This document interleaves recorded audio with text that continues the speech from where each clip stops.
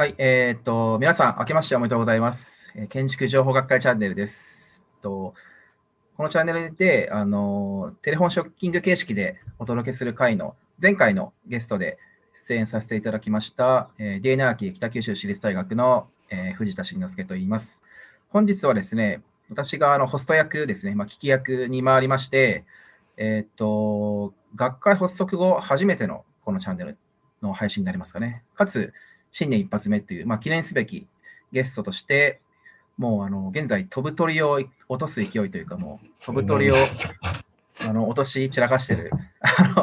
もう大活躍中の秋吉幸輝さんを、ゲストとしてお迎えすることになりました。秋吉さん、よろしくお願いします。はい、よろしくお願いします。いろいろなメディア媒体とかで大変アウトプットの多い方ですし、これをお聞きになっている皆さんは当然、皆さんご存知だと思いますけれども、一応、秋吉さん、秋吉さんご本人の方から自己紹介いただいてもよろしいでしょうか。はい、はじめまして、ビルド株式会社という、一応スタートアップという名前で、やっております、秋吉です。建築家活動もやってるんですけども、一方でスタートアップ経営者として起業家もやってまして、建築設計事務所みたいな活動をしながら、資金調達をしてサービスを作って、新しい事業を展開して社会を変えていくというようなことを、普段やっておりまして、なので、ちょっと、アーキテクトとも名乗ってるんですけど、アーキテクトの中では建築物を作るというアーキテクトと、あとはシステムやソフトウェアの全体の構想を作るみたいなアーキテクト業もやってるというような人間です。はい、よろしくお願いします。はい、ありがとうございます。後者のサービスの話というと、MRF なんかも今、すごい、学生の間で非常に話題で、はいはい、まさにモノレ作りの業界におけるもう情報技術の社会実装例ど真ん中だと思いますけども、はい、そんな秋吉さんですが、意外にもこれまで建築情報学会チャンネルとの、建築情報学会とのつながりって多分なかったですよね、今までは。そうですね、ないですね。そうなんですよね。はい、それが意外だったので。完全に乗り遅れたんで、はい。いや、で、今日本当に学会発足後初めての会なんですよ。だから、もうビッグゲストとしてもふさわしいだろうと思ってお声掛けさせていただきました。僕らの関係性で言うと、何度かお仕事は一緒にさせていただいているんですけど、初めてお会いしたのは2017年の夏ぐらいですかね、日本建築学会のそうですね、学会誌の編集員発足ミーティングみたいな、顔合わせみたいなところですね。ドア玉から建築情報学会チャンネルなのに、日本建築学会の話をするという、なんか、物議かましそうですけど、あの時期って、僕、最初の特集、秋吉さんと組ませていただいたっていうのもあるんですけど、すごく秋吉さんが、なんていうんですかね、その階段を3段飛ばしぐらいでこう、登っていったような、すごいそのスピード、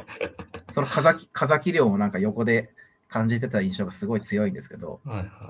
まずなんかどうしましょうか、その建築雑誌の、振り返りそうですね。少しお聞かせいただいてもいいですかね。建築学会というものがありまして、その中に学会誌があるんですけど、何年ぐらいからやってる ?1800 何十年ぐらいからやってる学会誌ですかね。の中で、委員が2年に一度変わるっていうところで、ちょうど藤村隆二さんが編集委員長になられて、割と若手ペースでやっていくっていうところで、それこそデジタル的な要素を入れたいっていうことで、僕とかそういう文脈で誘っていただいたというような感じで、で、藤田さんと最初に、2018年1月号ですか。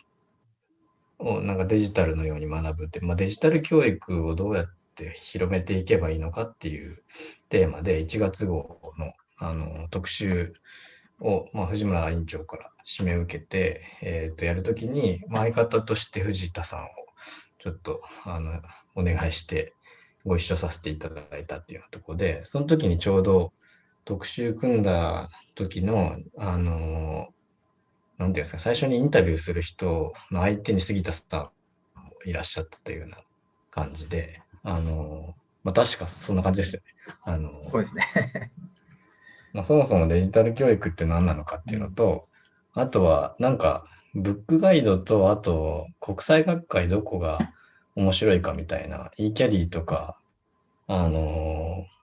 AAG とかいくつか載せたと思うんですけど、そうですね。僕もちょうど修士の時に、いわゆるコンピュテーションデザインの国際学会は一応修士論文でやったやつだ、英語も喋れないけど出してみようっていうことで、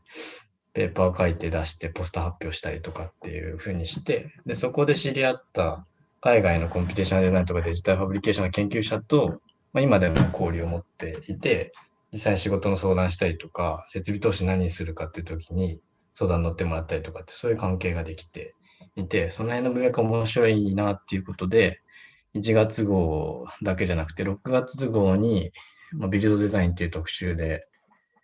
その時は、テハのフィリップ・ブロックさんと、あとカイザースラウテルンのクリストファー・ロベラーさんにインタビューを確かして、で、12月号でデジタルバナキュラっていう特集をやって、そこでは、アーキユニオンアーキテクツで、上海でロボットアームとか使って、実際に少し施工もやりながらコンピュテーションデザインを施工レベルまでやるっていうユニットのインタビューと、あと、バルセロナのイアークの、友達にインタビューしたっていうようなところで、少し建築学会の中でそういうデジタル、特にファブリケーションに特化した部分での文脈共有っていうのを3回にわたってやってきていたというようなところが、建築学会でやったことだったんで、その後どうなったのかちょっとわからないのと、建築情報学科ができたので、その辺僕もまだ不勉強なところもあるんで、いろいろ何かまた情報が落ちてくるところをすごい期待してるっていうような感じで、今日はちょっとようやく参加できるなっていうところで、ちょっと楽しみにしてきたっていう感じです。お待たせしましたって感じですね。いえいえいえ。なんか、最後に本当は、建築情報学会に期待することをちょっと聞こうと思ったんです。なんか半分ぐらいお答えいただいた感じもあります。少し最後にちょっと残しておきましょうか。そうですね。なんかちょっと、建築情報学会に興味ある人は、なんか、読んでほしいですね。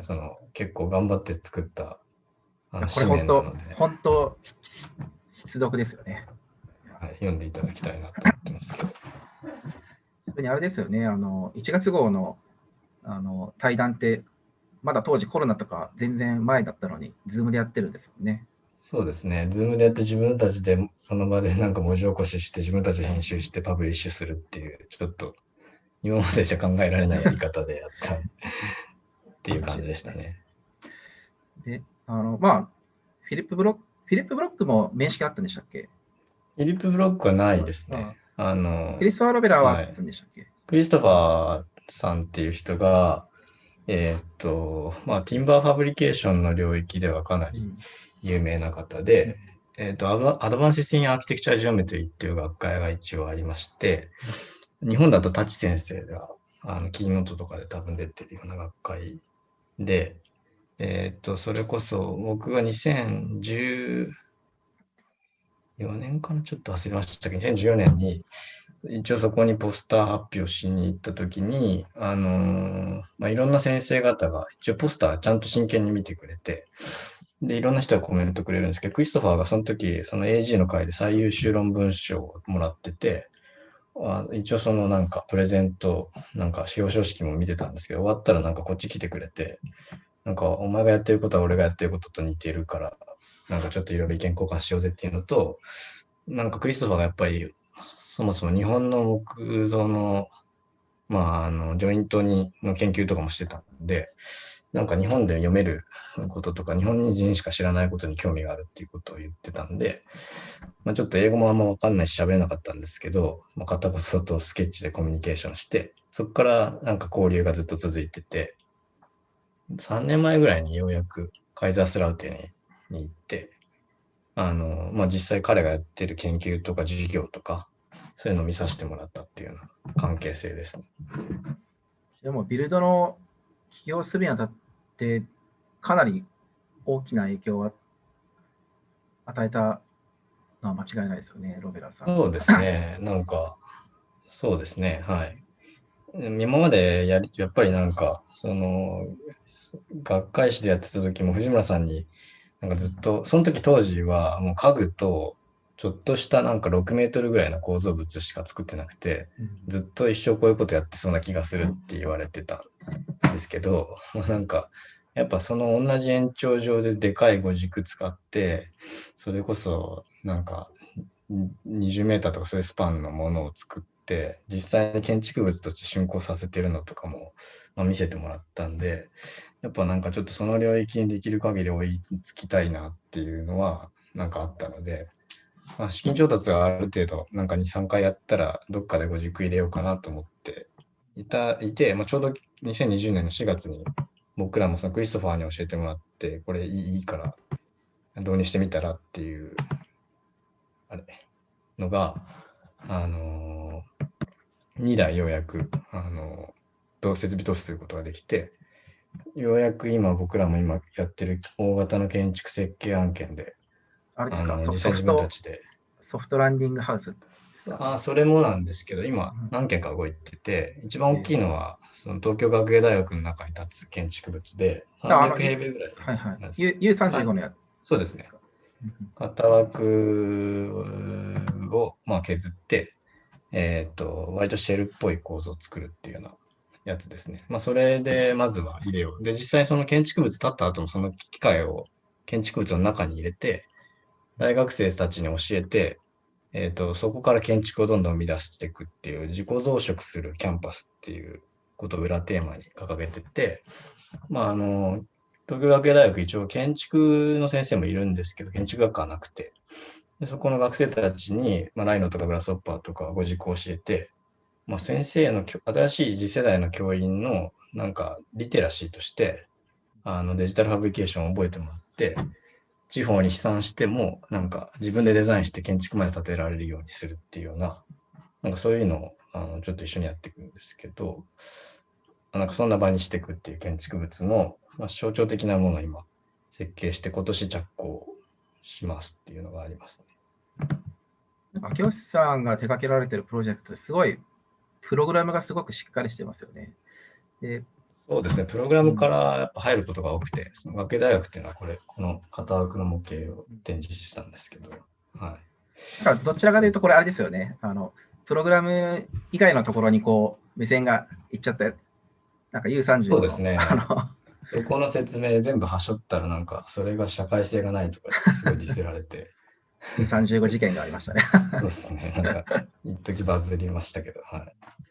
やっぱり秋吉さん、僕見ててすごく尊敬というか、すごい参考になるんですけど、僕、大学で実際に教えている常勤の教員でもあるので、でそもそも、今、秋吉さん、すごい蓄積があるので、非常に、ご自身で教育リソースをたくさんお持ちだと思うんですけど、そもそも秋吉さんを形成した教育っていうのにすごい興味があって、でSFC 以降の話は割と、聞いたことがあるんですけど、そこにこう出会うまでの、なんていうんですかね、きっかけとか、学部時代どう過ごしてたとか、学生とかも結構たくさんこのチャンネル聞いてると思うんで、その辺も少しちょっと昔話を聞かせてもらえると。そうですね。はい。僕は大学入るときに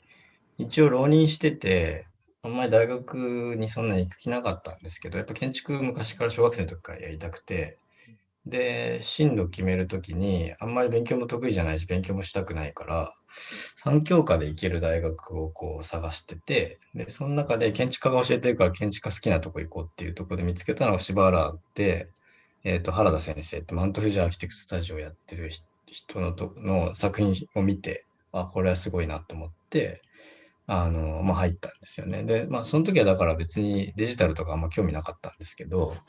大学1年生の時に、すごい建築にモチベートされてすごい入って、で、原田さんにもこう付きまとっていろいろやってたんですけど、あんまりなんか学部生が議論できる人がいなくてつまんなかったんで、外に行ってたんですよね。で、その外で結構いろんなレクチャーとか、まさにこういうイベントとか聞いて、顔出したのほとんどなんか当時2018年、2008年入学だったんですけど、割とその時セシル・バルモンド展があって、セシルが来て、なんか僕らその時コルビジェの西洋美術館を断面図、立面図とかって聞いてたんですけど、セシルと伊藤豊さんのなんかレクチャーがあって、なんかこれから平面図とか断面図とかじゃないんだよぞっていうのを大中のやつ動画で見せてて、なんだこれはって思ったのと同時に、その時期に結構いくつか面白いイベントがあって、それこそなんかノイズの豊田さんのなんか講演が、平田昭久さんとの対談が、ちょっと時系列覚えてないんですけど、あって、そこでなんかライノの、多分アプリクラフトのセミナーだったと思うんですけど、ライノセラスの紹介をしてたんですよね。で、これもなんだこれってなって、そこら辺からなんか、確実に今世の中違う方向動いてるなっていうことを思ってて、で、さらにその後、コスタスの、アルゴリズミックアーキテクチャの、えっと、翻訳本が出て、それのなんかイベントがあって、で、藤丸隆二さんと田中宏也さんと松川翔平さんが議論するっていうイベントが、それが大学2年生の最初の方だったと思うんですけど、あって、で、それも聞いててすごい面白いんだけど、でもどうやって、例えば、セシルと、豊田さんと松川さんとかが持ってるような文脈にアプローチできるかっていうことを一応考えてたんですけど、まあ、あんまりなんか、柴原にいてできそうにないから、柴原にいるうちはもうなんか、模型と手書きと設計ゴリゴリやって、で、大学部もそれで卒業して大学院はもうそっちの方行こうっていうことを2年生の時に一応決めてて、で、流れだけはウォッチしてたんですよね。なんかどういうことが議論されてたのかとか。で、それで大学院行くときに、そのコスタスの会に、田中先生が議論してて、その時はまだファブとか行ってなかったんですけど、僕が進路を決めるときに、ちょうど震災起きてから、あんまりデジタル文脈って出てこなくて、それこそ山崎亮さんとかソーシャル文脈が出てきたんですよね。僕が建築学生としていろんな建築の情勢を見てたときに。で、そっちにやっぱ世の中が建築のなんか動きがいっちゃってるときに、ソーシャルとデジタルを掛け合わせるってことで、ファブラボっていう形で、田中先生がソーシャルファブリケーションって言い始めて、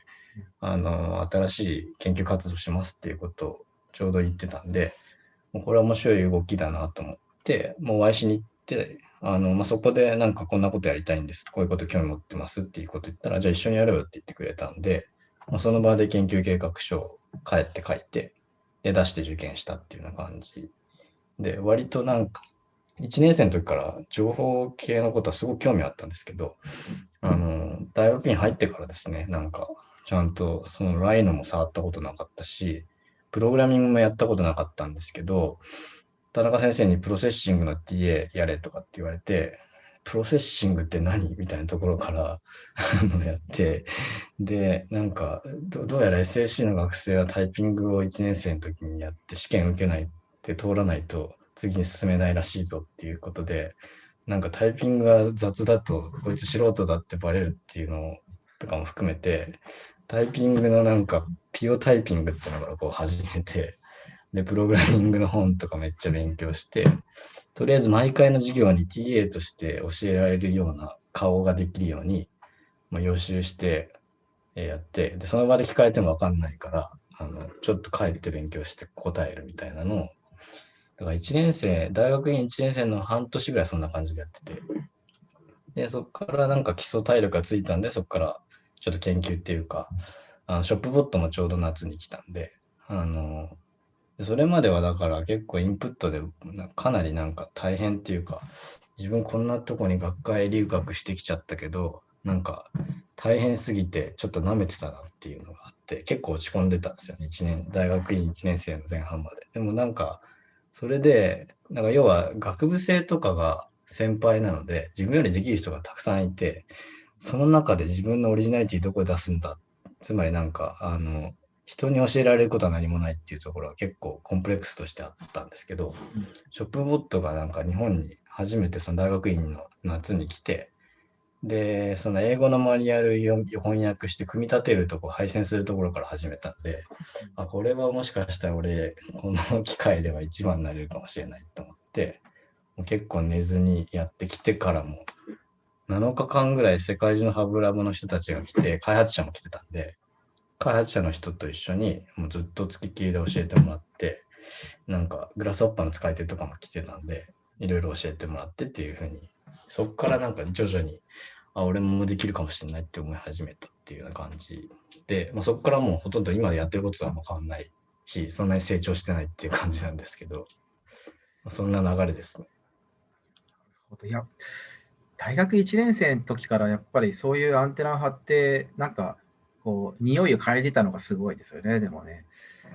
なんか、そうですね。多分、だから、うん、大学はね、なんかつまんなかったんですよね。うん。うん。それ、ちなみに、その辺のなんか、情報のキャッチアップっていうのは、当時はどうやって収集してたんですか？例えば1年生入ったばっかの頃とか。なんでだ、それこそツイッターじゃないですか。ああ、やっぱその頃からうん、ツイッターなんです2008ね。年うん、ぐらいからツイッターやってたんで、それこそ全然ほとんどいないツイッター、なんかやってる人がいない時期にやってた記憶がありますね。うん。まあ、清さんのツイッターは学生はみんなフォローしてますからね。いや、そんなことないと思うんですけど、だから学生時代の時のアカウントのままなんでちょっと恥ずかしいんですけでもそれがやっぱり大きいですね。そういうなんか、しっかりアンテナを若い時から張ってるから、そういう匂いを嗅ぎつけて、田中先生のところに行き着いて、ど。うで、ん。田中先生もやっぱ、あれですよね。なんか作詞というか、やっぱ教えることが一番勉強になるじゃないですか。うん。だから TA やらせて、で、そこかそうら基礎体ですね。力がついてっていうところで、うん。で、ショップボットに出会って、で、それからでも、すぐビルドを作ったわけじゃないですよね。そうですね。その間、もうそもそも学科留学みたいなうん。ことをやるときだったんで、みんなから建築やめたって言われたし、建築やめるっていうか、そういうふうに言われるのは分かってたから、その先別に自分で何か就職する気もなくて、その入った X デザインっていうプログラムが未知なる X を作って自分で仕事を作るみたいなこと確か書いてあって、面白いなと思って、仕事作る気で大学院2年間投資として行って、で、全部奨学金で自分で借りて行って、でも奨学金もいい成績残したら全部返ってくるっていうのだけを信じて、やって、結果返ってきたし、ショップボットも在学中に2台売ったんで、むしろちょっとお釣りが出るぐらいだったんで、だから投資をするっていうのは当時から考えとしてはあったんですよね。で、それで、大学院2年、1年生の時はそれなりになんかアウトプットを後半出して、で、2年生はほとんど総括っていうか、自分の仕事作るための時間に当ててて、共同研究の先の人と、その卒業した後どういうふうに一緒に何かできるかとか、あるいは機械ないと何もできないんで、誰か買ってくれる人を探すっていうのをずっと1年間やってて、で、それで蒲田に、蒲田ブリッジっていうショップボット付き賃貸マンションやってくれるオーナーさんが、いらっしゃって、その人に買ってもらって、で、ようやく場が整ったからっていうのギリギリ、だから大学に卒業して4月1日1日でそこの管理人やりながら機械でこう仕事作っていこうっていうような感じでやって、だから1ヶ月2ヶ月は仕事ゼロで収入ゼロだったんですけど、別に死なないしいいかっていう感じでやってて、徐々にあのなんか子供の家具作ってとか、なんかそういうところから始めて、徐々にスケールを大きくしてったって感じですね。っていうのが2010、5年か。で、そので、後うん。返信あって、藤田さんとお会いしたのは2017年だから、あの時はだ2から、年間に徐々に大きくしてた。うん、アーうん。チまでできてましたよね、あの時。アーチはね、2016年の、うん。違う、2017年のね、1月とかですね。うん。で、確かその建築雑誌やり始めてから、今年中に家やりますって宣言してたのを覚えてますよ、そうですね。すごく。そうそうそうそう。で、本当に作っちゃったよって思いながら。そうそう。もうなんか、毎年1年に1個、去年を超えていくっていうのを目標化してたんで、はで、その時に、すごい感じたんですけど、あのスケールがどんどん大きくなれば大きくなるほど、接合部とか、その辺どうやって作るかとかってすごく神経使って考えなきゃいけないじゃないですか。で、結構、秋吉さんの、アウトプット見てると、かなり接合部のオリジナリティがすごくあって、なんかそのアイディアっていうか、センスなのかもしれないですけど、その辺ってどうやってこう熟成してきたのかなっていうのは少しちょっと気になるんで聞いてもいいですか。まずは、すべての、例えば指物とか家具とか建築の、あらゆるジョイント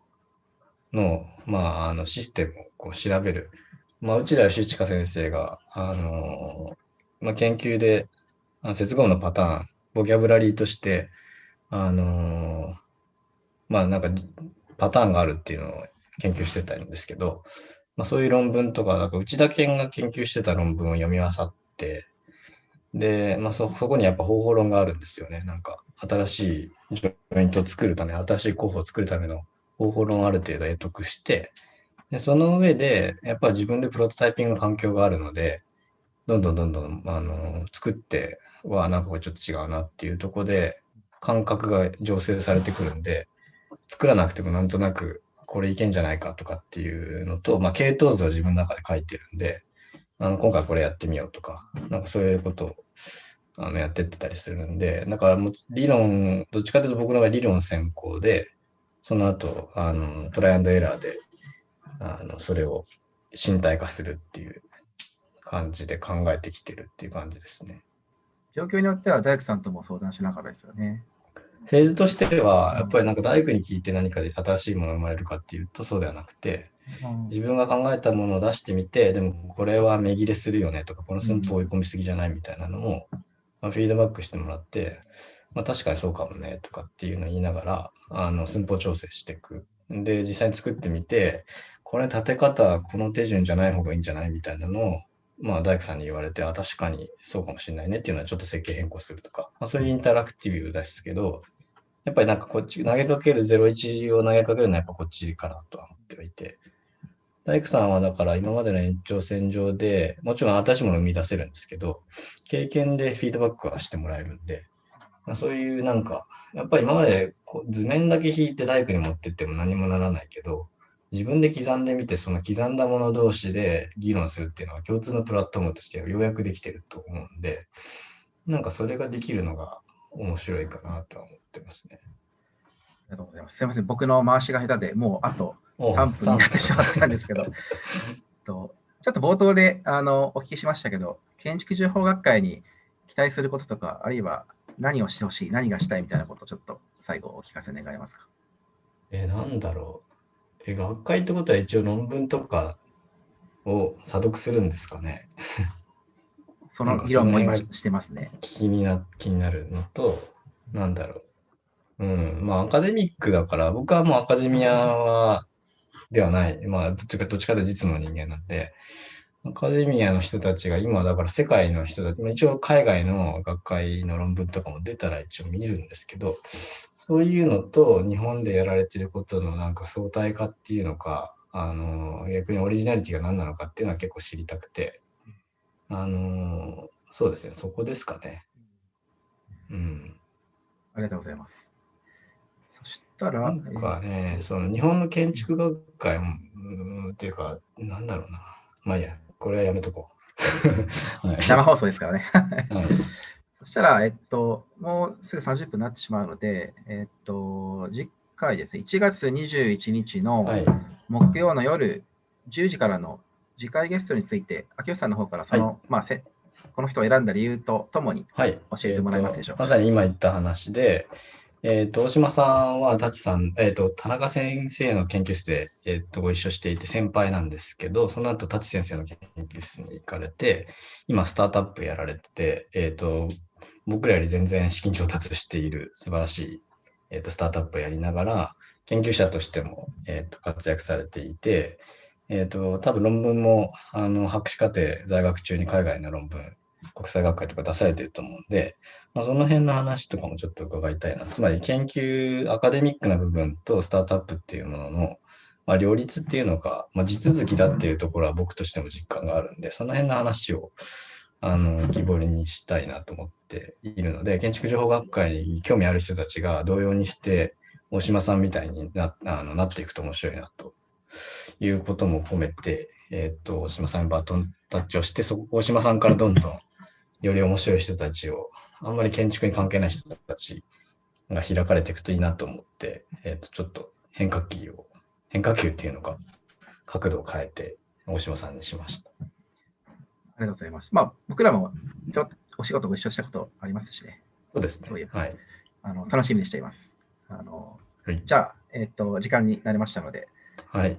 これで終わりにしたいと思います。はい、ありがとうございました。竹内さん、ありがとうございました。はい、ありがとうございました。はい。